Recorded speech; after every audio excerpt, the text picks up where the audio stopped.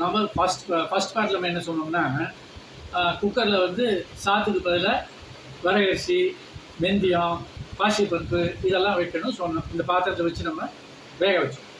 வெந்தாச்சா? இப்போ அந்த இதை எடுத்து வெளியே வச்சுக்கலாம். இதுதான் நம்ம சாதம், எப்போ சாப்பிட்ற சாதம் இது. இந்த சாதத்தோட குழம்பு, கூட்டு, கறி, ரசம் இதெல்லாம் நம்ம சாப்பிடுவோம் இல்லையா? அப்போ இது சாதமாக வச்சுக்க வேண்டியது. ஆற்றுலாம் குழம்பு பண்ணியிருப்போம், ரசம் பண்ணியிருப்போம், கூட்டு பண்ணியிருப்போம்.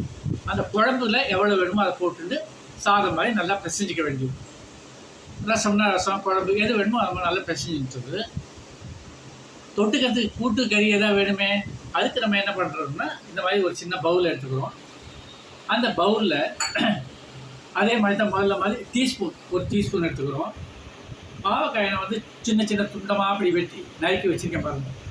இதிலேருந்து ஒரு ஸ்பூன் எடுத்து இதில் போட்டுவிட வேண்டியது, ஒரே ஒரு ஸ்பூன். அதுக்கப்புறம் பீன்ஸ் சின்ன சின்னதாக கட் பண்ணி வச்சுருக்கேன் பாருங்கள். இதில் ஒரு ஸ்பூன் எடுத்துகிட்டு அதையும் இதில் போட்டுவிட வேண்டியது. ஒரு ஸ்பூனோ 2 ஸ்பூனோ உங்களுக்கு எப்படி வேணுமோ அதை போட்டுக்கலாங்க.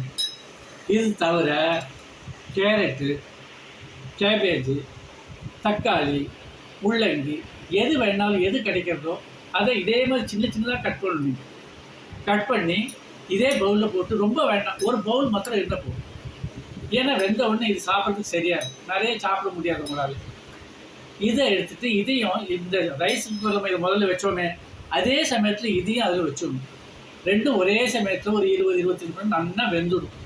வெந்தப்புறம் இதை வெளியே எடுத்து வச்சுட்டு நான் முதல்ல சொன்ன மாதிரி குழம்போ கூட்டோ ரசமோ வச்சு இதை பிசைஞ்சு சாத்துக்கு வச்சுட்டு இதை தொட்டுக்க நம்ம கூட்டு கறியாக வச்சுட்டு அழகாக சாப்பிட்லாம். இது சாப்பிட்டு முடிச்சாச்சுன்னா உங்களுக்கு டயபெட்டிஸுங்கிறது பக்கத்துலேயே வராது. அதுக்கு நான் கேரண்டி.